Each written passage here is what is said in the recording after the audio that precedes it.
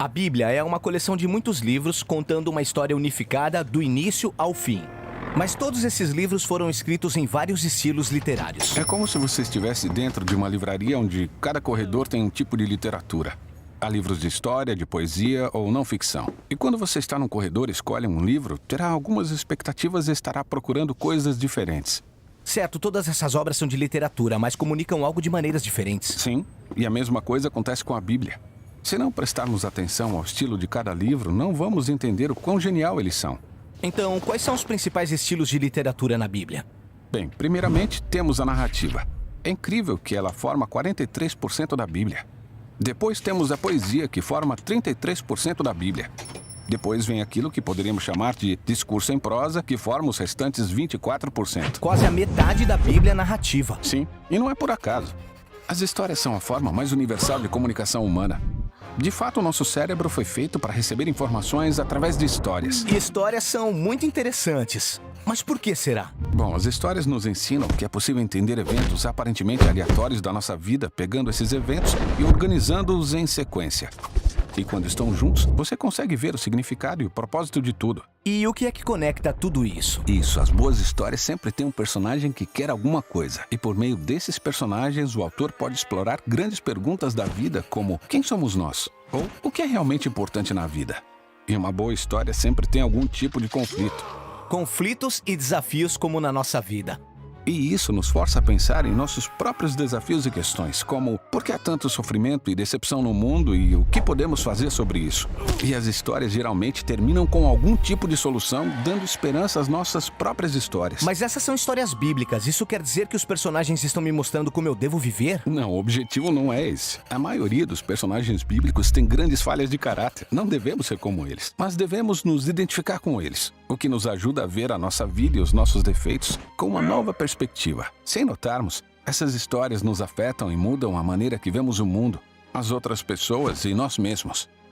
Agora, existem vários tipos de narrativa na Bíblia. Sim, temos a narrativa histórica, mas também temos as parábolas e pequenas narrativas biográficas, como os 4 evangelhos. Vamos ver isso nos próximos vídeos. Legal. Em seguida vem a poesia, que, pra ser sincero, eu não leio muito. Você e a maioria das pessoas. Mas 1 em cada 3 capítulos da Bíblia é composto de poesia. Tá, mas pra que tanta poesia? Bom, os poemas falam principalmente por meio de uma linguagem densa, criativa, conectando imagens que nos ajudam a visualizar o mundo de maneira diferente. Poemas usam muitas metáforas para estimular as nossas emoções e imaginação. E usam uma linguagem bem elegante, mas não seria mais fácil dizer aquilo que eu preciso saber? Pense comigo. Na vida temos a tendência de criar rotinas mentais. Quando pensamos, seguimos esses caminhos já conhecidos, que são muito difíceis de mudar usando lógica ou raciocínio.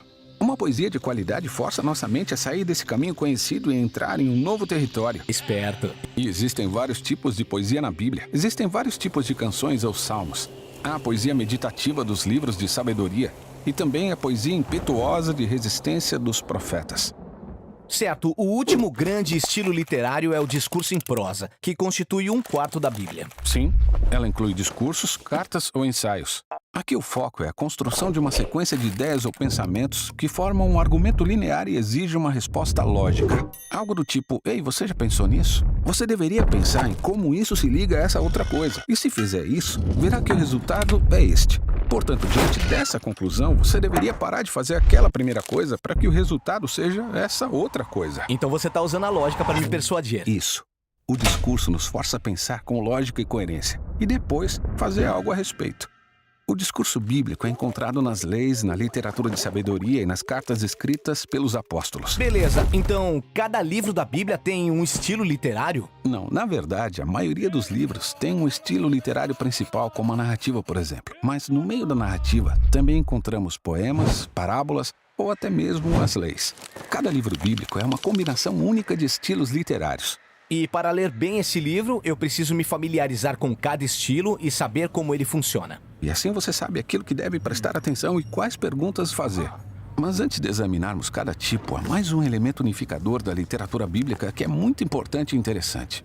E é isso que vamos explorar a seguir.